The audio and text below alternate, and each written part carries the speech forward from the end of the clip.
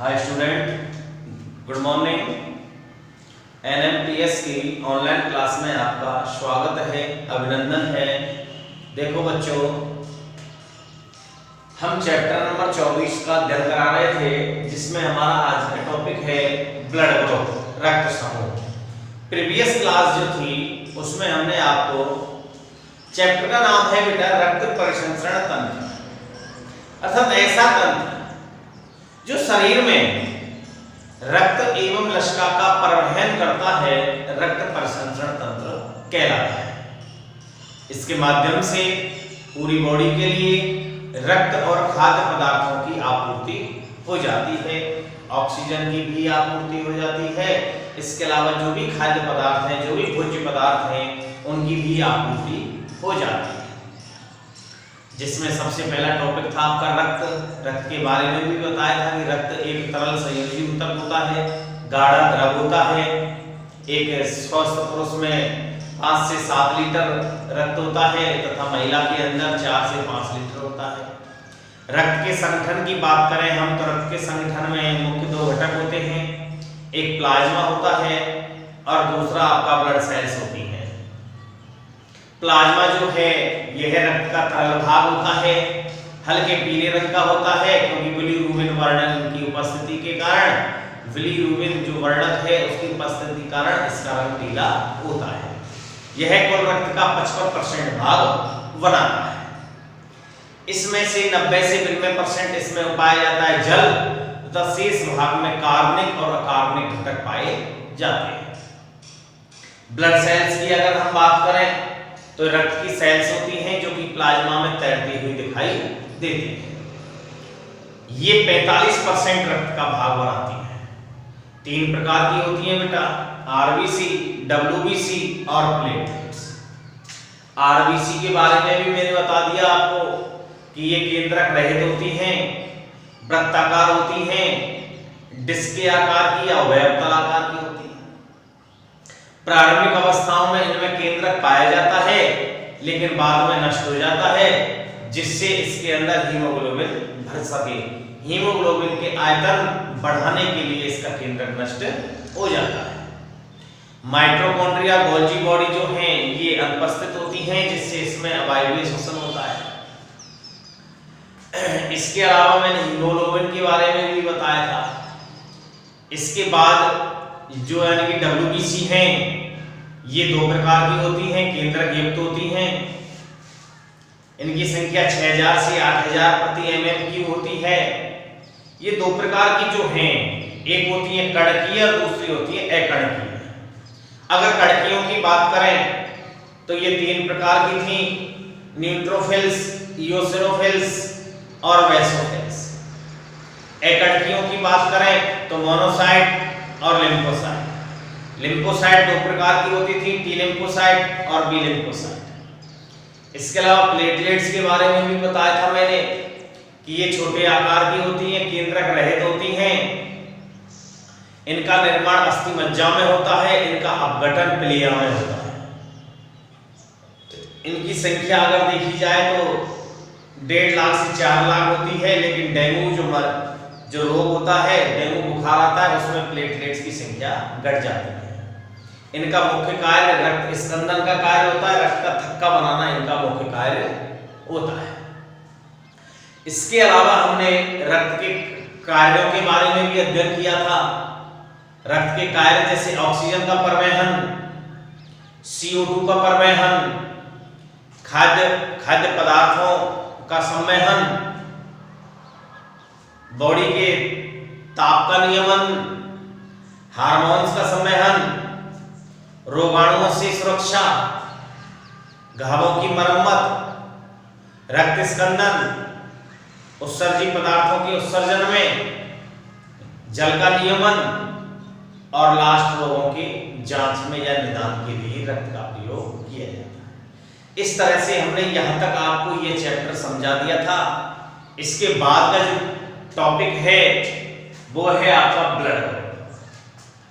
Blood group क्या है, रक्त समूह क्या है?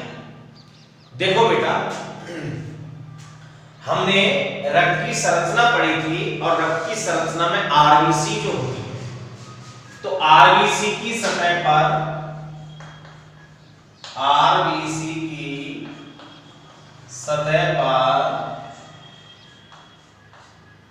एंटीजन पाया जाता है।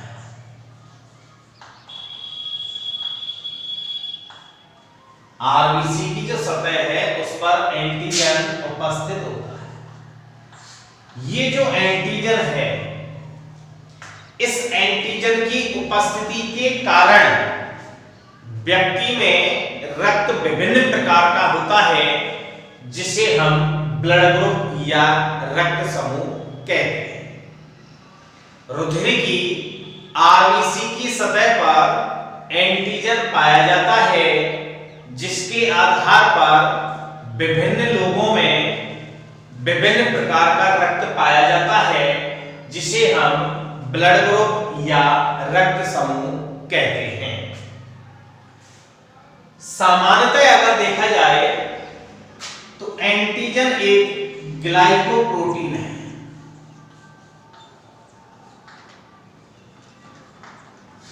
जिसे ल्यूटिनोजन कहते हैं।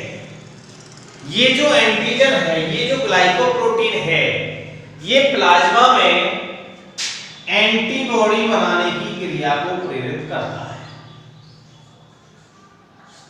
ये जो ग्लाइकोप्रोटीन है, ये प्लाज्मा के अंदर एंटीबॉडीज बनाने की क्रिया को प्रेरित करता है। इसके आधार पर रक्त जो समूह है, ब्लड ग्रुप जो है, ये दो प्रकार के होते हैं। कितने प्रकार के होते हैं? दो प्रकार।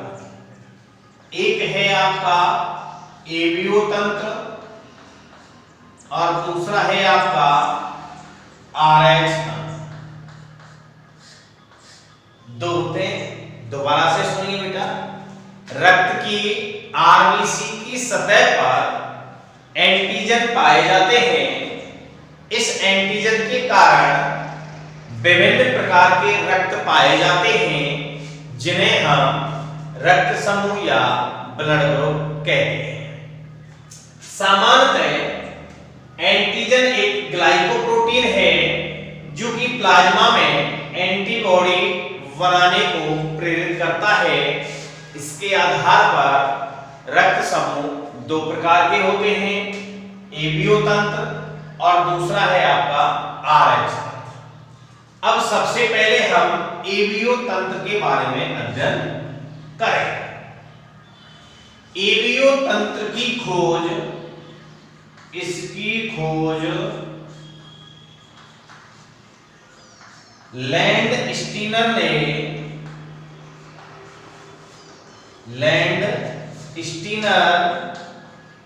नामक साइंटिस्ट ने 1900 में की। कब की थी? 1900। एबीओ तंत्र की, ये आपका नीट से संबंधित क्वेश्चन है। काफी बार कंपटीशन में भी पूछा जाता है कि एबीओ तंत्र की खोज किस वैज्ञानिक ने और कब की। तो इसकी खोज लैंड स्टीनर नामक साइंटिस्ट ने 1900 में की थी, जिसके अनुसार आरबीसी की सतह पर ए और वी एंटीजन पाए जाते हैं।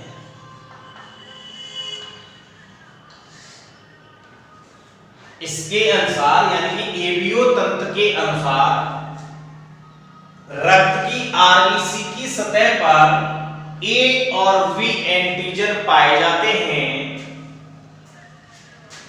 और प्लाज्मा में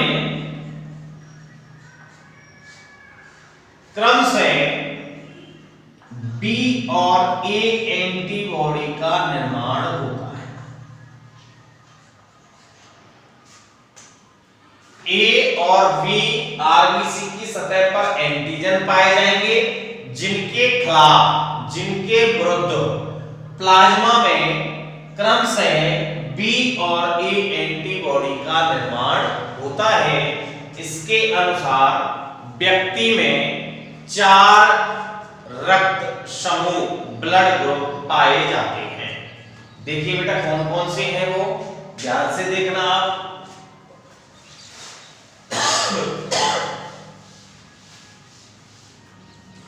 सबसे पहले हम लिख देंगे यहां क्रम संख्या,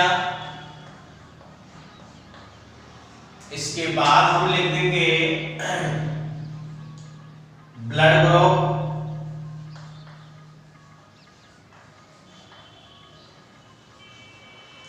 फिर कौन सा एंटीजन पाया जाता है, क्या एंटीबॉडी होती है,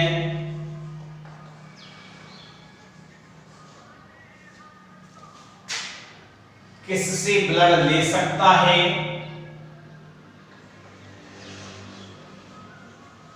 किससे रक्त लेगा और किसको रक्त देगा।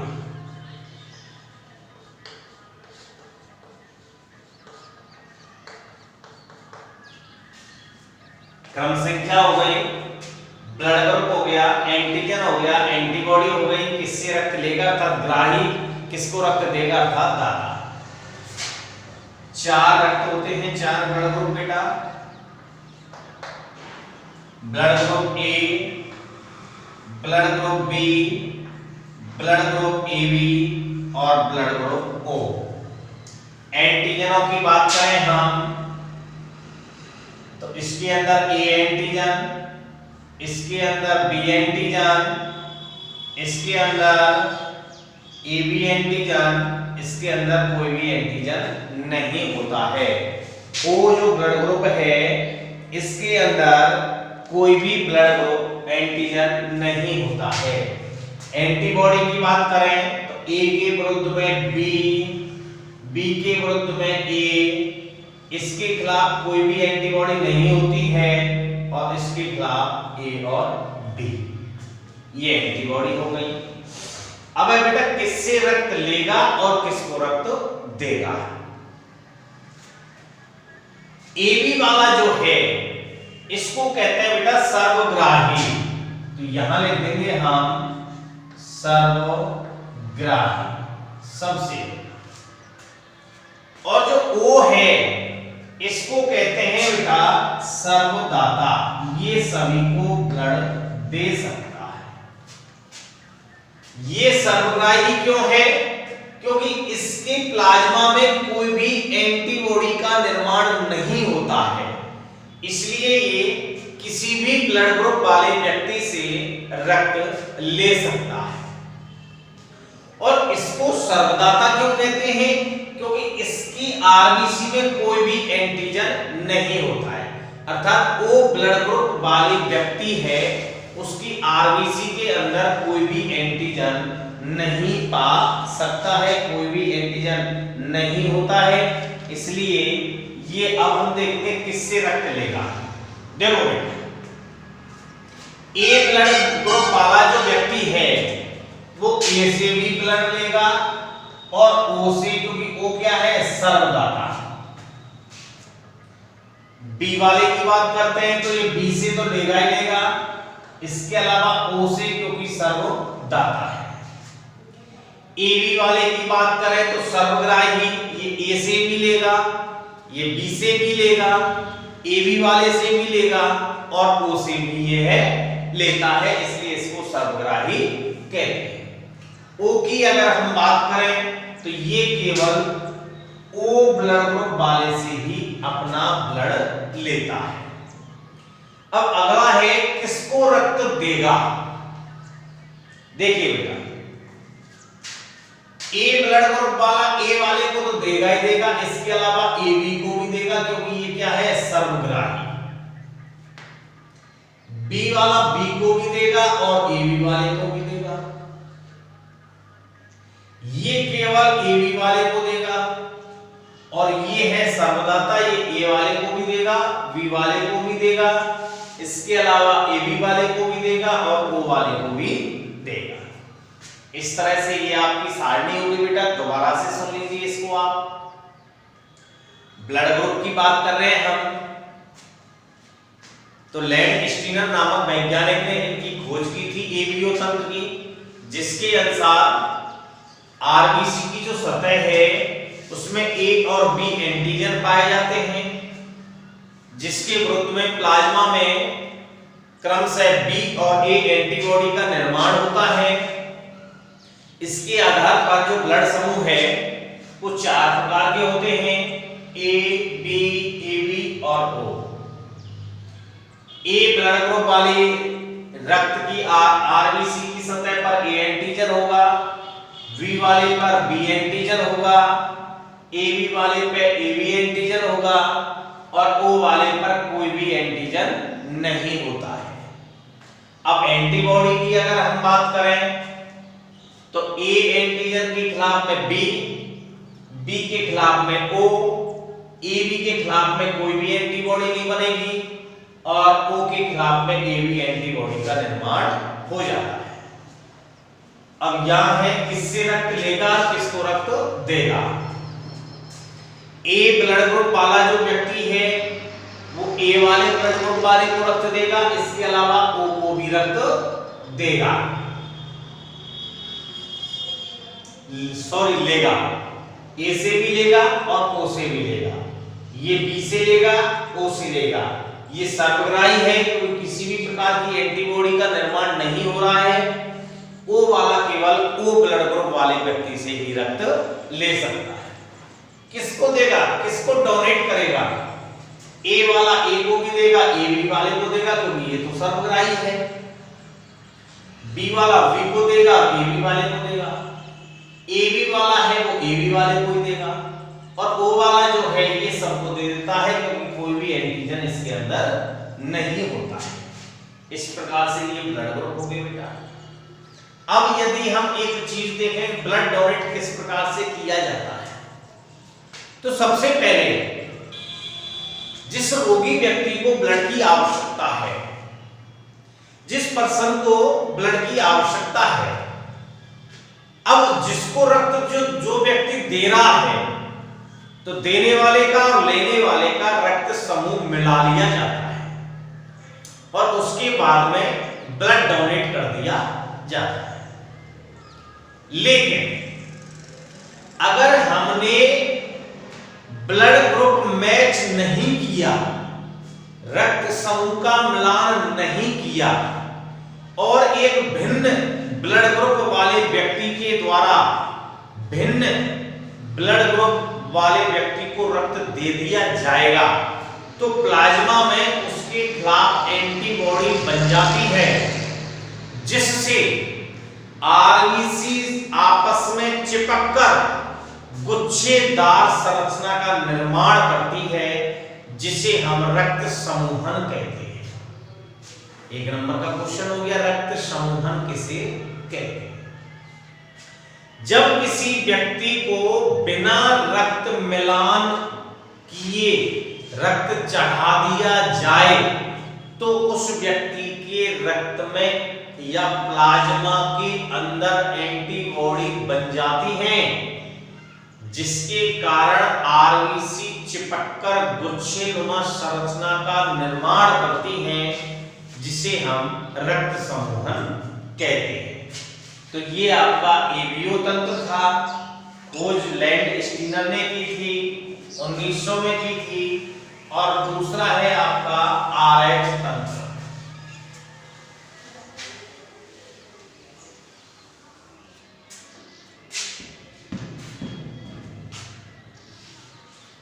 दूसरा है आपका, पहला एबीओ तंत्र हो गया, दूसरा है आपका आरएच तंत्र।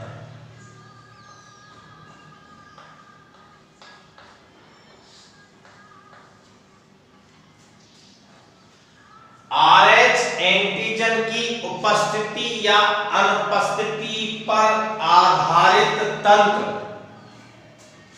आरएच एंटीजन या आरएच कारक यानी जीन कह सकते हैं हम। तो आरएच एंटीजन या आरएच कारक की उपस्थिति या अनुपस्थिति पर आधारित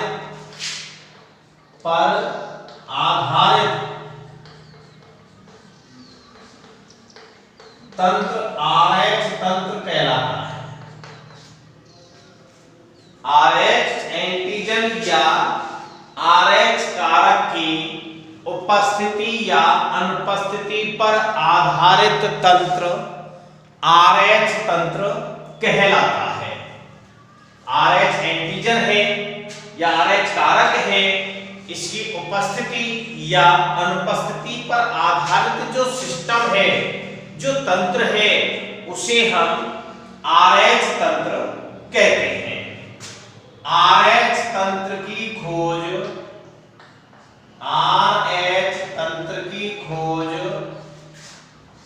वीनर और लैंडस्टीनर नामक वैज्ञानिक ने, वीनर और लैंडस्टीनर नामक साइंटिस्ट ने 1940 में RH तंत्र की खोज वीनर और लैंडस्टीनर नामक साइंटिस्ट ने 1940 में, कब बेटा? 1940 में रीसस नामक बंदर के अंदर, रीसस नामक बंदर के अंदर की थी।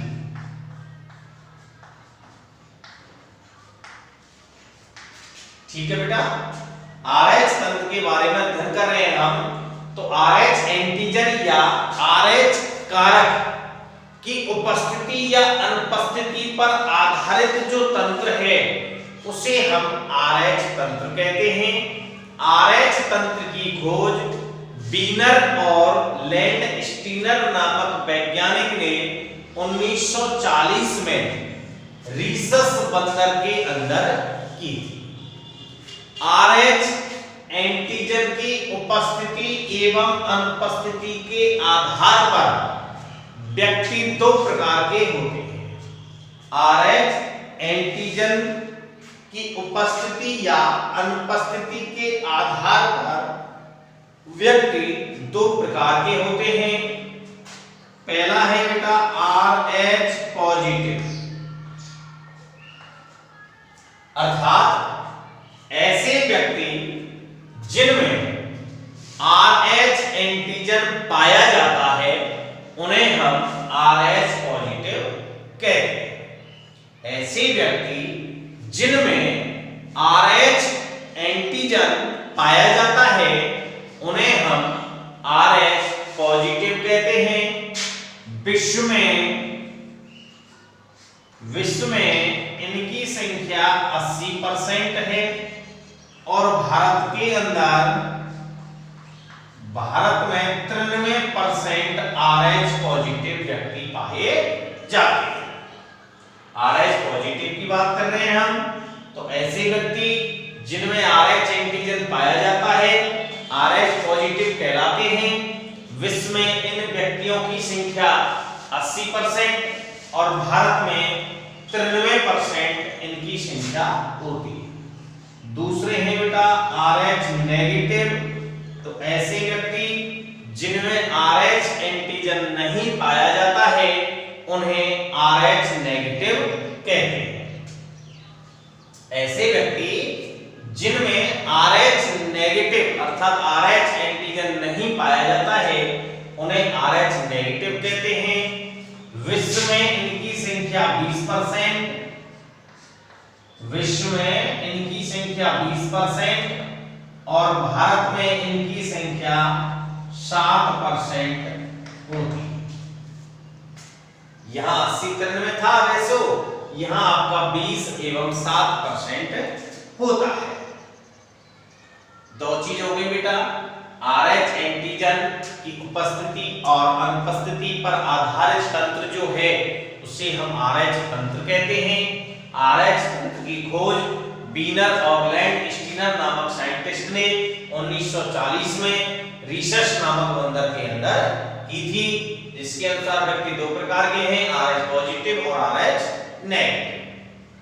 सामान्यतः देखा जाए तो RH एंटीजन के प्रति प्लाज्मा में कोई भी एंटीबॉडी नहीं होती।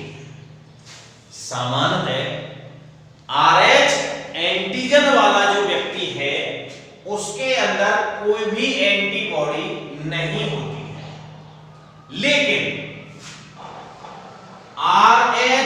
नेगेटिव वाले व्यक्ति को यदि बार बार RH पॉजिटिव वाले व्यक्ति का रक्त चढ़ाया जाएगा, ध्यान से सुनो बेटा, सामान्यतः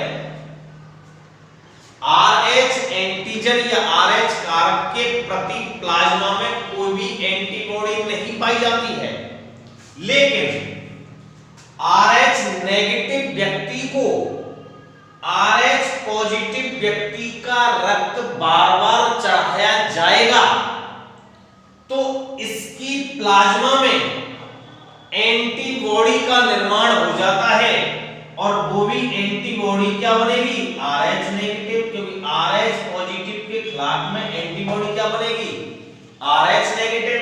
इसे सम प्रतिरक्षा कहते हैं। क्या कहते हैं, सम प्रतिरक्षा, क्योंकि यहां एंटीजन भी RH नेगेटिव है और एंटीबॉडी भी क्या है, RH नेगेटिव। ध्यान से सुनो बेटा, सामान्यतः RH एंटीजन के प्रति कोई भी एंटीबॉडी नहीं पाई जाती है, लेकिन यदि RH नेगेटिव व्यक्ति को बार बार RH पॉजिटिव का ब्लड चढ़ाया जाएगा तो उसके प्लाज्मा में RH नेगेटिव एंटीबॉडी का निर्माण होगा, जिसे सम प्रतिरक्षा कहते हैं, क्योंकि एंटीजन भी RH नेगेटिव है और एंटीजन एंटीबॉडी भी क्या है, RH नेगेटिव। इसके बाद हम आगे चलते हैं बेटा, RH कारक की वंशागति।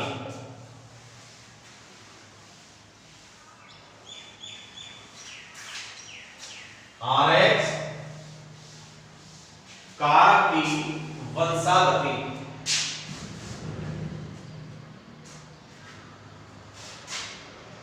RH कारक की वंशागति।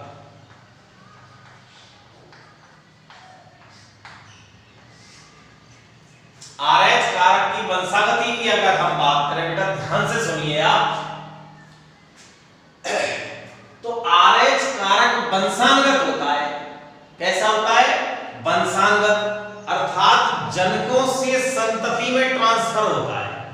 हम RH कारक की वंशागति पढ़ रहे हैं, तो RH कारक जो है, RH जीन जो है, ये वंशानुगत होता है, अर्थात जनकों से संतति में ट्रांसफर होता है। RH पॉजिटिव प्रभावी होता है,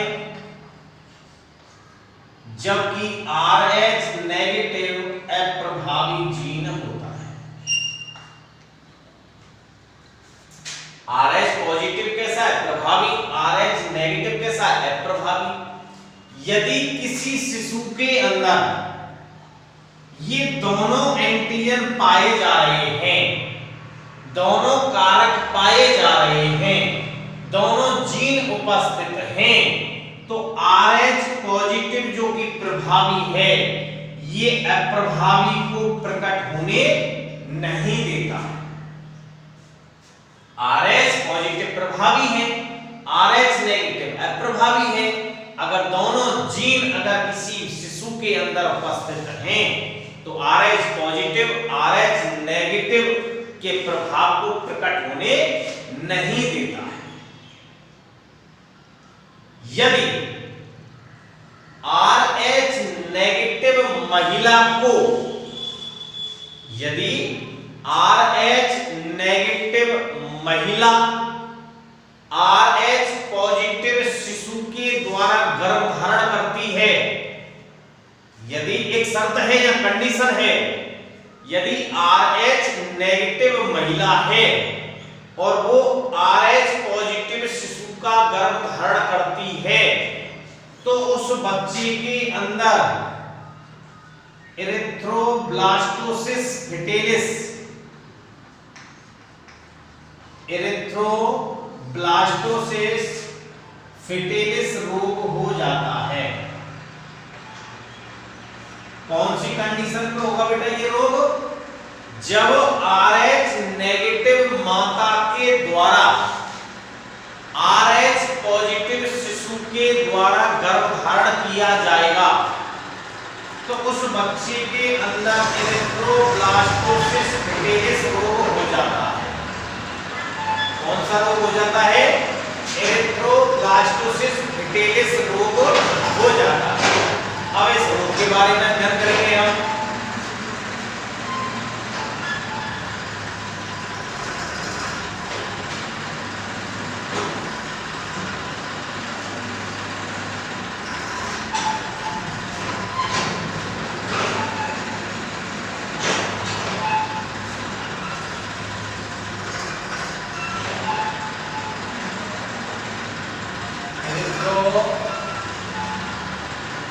एरिथ्रोब्लास्टोसिस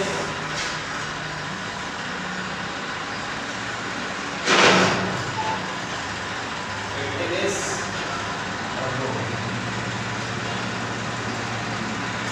एरिथ्रोब्लास्टोसिस विटिलिस रोग। अगला टॉपिक है बेटा एरिथ्रोब्लास्टोसिस विटिलिस रोग। इस रोग को विशेषकर ध्यान से समझना है आपको, एक ही बार में समझ में आ जाएगा। दो कंडीशन है, यदि RH पॉजिटिव पुरुष का विभाग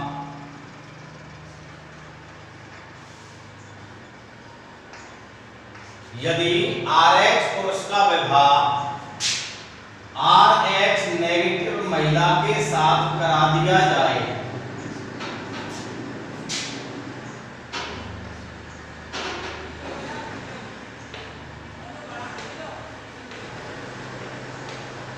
यदि RH पॉजिटिव पुरुष का विवाह RH नेगेटिव महिला के साथ करा दिया जाए तो जब RH नेगेटिव महिला गर्भ धारण करती है तो RH कारक शिशु के अंदर पिता से जाएगा। जब RH पुरुष विवाह का RH नेगेटिव महिला के साथ करा दिया जाए, अगर कोई पुरुष RH पॉजिटिव है और महिला RH नेगेटिव है तो महिला जब गर्भ धारण करेगी तो उस शिशु के अंदर RH कारक पिता से ट्रांसफर हो जाता है, तो शिशु जो है वो हो जाएगा RH पॉजिटिव। RH पॉजिटिव पुरुष का विवाह RH नेगेटिव महिला के साथ करा दिया जाए और जब महिला गर्भ धारण करेगी तो RH कारक शिशु में पिता से ट्रांसफर हो जाएगा, तो शिशु हो जाएगा RH पॉजिटिव। तो प्रसव क्रिया के समय माता का रक्त और शिशु का रक्त दोनों मिल जाते हैं, जिससे RH कारक उस महिला के अंदर ट्रांसफर हो जाता है, तो इसके खिलाफ RH नेगेटिव एंटीजन का निर्माण हो जाता है महिला के रक्त में। ठीक, अब महिला के अंदर RH नेगेटिव एंटीजन प्रविष्ट यानी कि बन गया, एंटीबॉडी बन गई, एंटीबॉडी बन जाती है, एंटीबॉडी बनेगी, एंटीजन तो RH पॉजिटिव प्रवेश कर जाएगा तो RH नेगेटिव एंटीबॉडी का निर्माण हो जाएगा। और जब ये महिला दोबारा से RH पॉजिटिव शिशु के द्वारा गर्भ धारण करेगी तो ये एंटीबॉडी प्लेसेंटा की सहायता से RH पॉजिटिव शिशु के अंदर प्रवेश कर जाएगी, जो कि एंटीबॉडी इसकी RBC को नष्ट कर देगी और एनीमिया रोग हो जाता है, रक्त की कमी हो जाएगी। इसी रोग को एरिथ्रोब्लास्टोसिस विटिलिस रोग कहते हैं तथा ऐसे शिशु को रीसस शिशु कहते हैं। रीसस शिशु के नाम से जाना जाता है। ठीक है बच्चों, देखो दोबारा से समझो, यदि RH पॉजिटिव पुरुष का विवाह RH नेगेटिव महिला के साथ करा दिया जाए तो RH कारक पिता से शिशु में प्रवेश कर जाएगा, तो शिशु हो जाएगा हमारा RH पॉजिटिव। जब प्रसव क्रिया होगी तो माता का रक्त और जो बच्चा है उसका रक्त आपस में मिल जाएगा, तो RH पॉजिटिव माता के अंदर प्रवेश हो जाएगा, तो वहां एंटीबॉडी बन जाएगी RH नेगेटिव। अब यदि यही महिला दोबारा से RH पॉजिटिव शिशु के द्वारा गर्भधारण करती है तो RH एंटीबॉडी उस शिशु के रक्त में प्लेसेंटा के माध्यम से पहुंच जाएंगे जो कि RBC को नष्ट कर देंगे और रक्त की कमी हो जाएगी, एनीमिया रोग हो जाएगा। इस रोग को एरिथ्रोब्लास्टोसिस फीटालिस रोग कहते हैं। इस बच्चे को रिसस शिशु कहेंगे जो कि समय से पूर्व ही जन्म ले लेता है। अगर इस रोग के उपचार की बात करें हम तो जो शिशु है उसके संपूर्ण रक्त का प्रतिस्थापन कर दिया जाए, एक कंडीशन। दूसरी कंडीशन कि प्रसव से ठीक 72 घंटे पहले RH कारक का इंजेक्शन लगाया जाता है तो इस तरह से उस बच्चे की जान को बचाया जा सकता है। तो ये एरिथ्रोब्लास्टोसिस फीटालिस रोग हो गया आपका। एरिथ्रोब्लास्टोसिस फीटालिस रोग किसे कहेंगे? यदि RH पॉजिटिव पुरुष का विवाह RH नेगेटिव महिला के साथ करा दिया जाए तो RH कारक शिशु में पिता से ट्रांसफर हो जाएगा और ये शिशु हो जाएगा RH पॉजिटिव। प्रसव क्रिया के समय माता का रक्त और शिशु का रक्त आपस में मिल जाएगा जिससे माता के रक्त में RH पॉजिटिव प्रविष्ट कर जाएगा जिसके खिलाफ में प्लाज्मा में RH नेगेटिव एंटीबॉडी का निर्माण हो जाएगा। लेकिन दूसरी बार अगर ये महिला RH पॉजिटिव युक्त शिशु से गर्भधारण करेगी तो RH नेगेटिव जो एंटीबॉडी बनेगी ये एंटीबॉडी प्लेसेंटा की सहायता से उस शिशु के रक्त में प्रविष्ट कर जाएंगी जिससे उसकी RBC नष्ट हो जाएगी। इस रोग को एरिथ्रोब्लास्टोसिस फीटालिस रोग कहते हैं। इस बच्चे को रिसस शिशु कहेंगे। ये जन्म से पहले ही उत्पन्न हो जाएगा। उपचार की बात करें तो जो शिशु हो रहा है उसके संपूर्ण रक्त को प्रतिस्थापित किया जाए या दूसरी कंडीशन कि प्रसव से ठीक 72 घंटे पहले RH कारक का इंजेक्शन लगा के इस बच्चे की जान को बचाया जा सकता है। तो यहां तक आपका ये टॉपिक खत्म हो गया। जो भी चीज समझ में नहीं आई हो आप पर्सनल नंबर पर कमेंट्स कर सकते हैं।